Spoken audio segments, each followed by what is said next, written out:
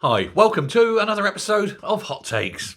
A coalition of people concerned with housing. These are people who represent social housing groups, who represent housing charities and so forth, have basically banded together to form this coalition in order to try to tackle what is an emergency situation in Scotland. In fact, the situation has got bad that not only have several local authorities declared housing emergencies, but then eventually, out, I think, of sheer embarrassment, the government, the SNP government, have had to declare a national state of emergency over housing.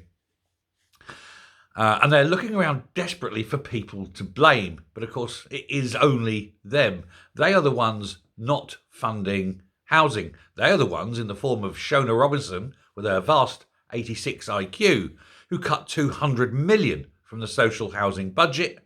They are the ones who have continually attacked private rented landlords so much that most of them are giving up and getting out of the game, thus reducing further any option for renting from the third sector, as it's known. So what's happening?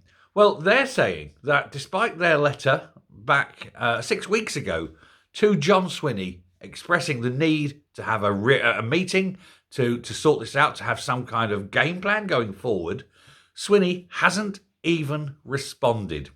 Effectively, all that's happened is a state of emergency has been declared to make it look as though they're doing something, but nothing has happened. It's all smoke and mirrors. There's no concrete action. There's no timetabling. There's no decisions being made as to try to make this situation, improve this situation for the many, many hundreds of thousands of homeless, including the 30,000 homeless children. What is Swinney afraid of? Is he afraid that he just doesn't know how to sort it out? Or is he afraid of being seen as the person responsible for it, since this is all completely a devolved matter? There is nothing here that they can blame Westminster for. It's not Westminster making laws that harm landlords, for example. He knows it. He knows it's an SNP-created problem. And that's why he doesn't want to get involved, because he doesn't want to highlight and underline the fact that it's his party that's caused it. And so he's hoping that if he sticks his fingers in his ears, closes his eyes and goes, la, la, la, I can't hear you, that the problem will eventually go away. Well, it won't. And it's actually set to get worse, with more rules coming in that makes house building more difficult, with more taxes coming in that's going to drive away investment, and with the constant and more attacks on private landlords.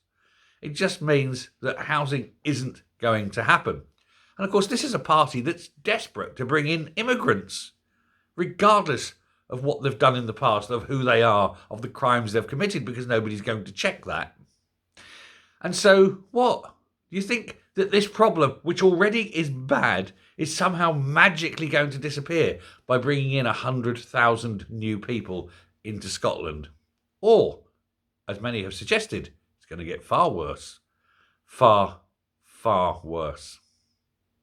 Keep voting SNP. Keep watching as the world turns to shit. Come 2026, you have an option. Let's hope you exercise it and get rid of this clown party and their big tent mentality. Thanks very much. Bye.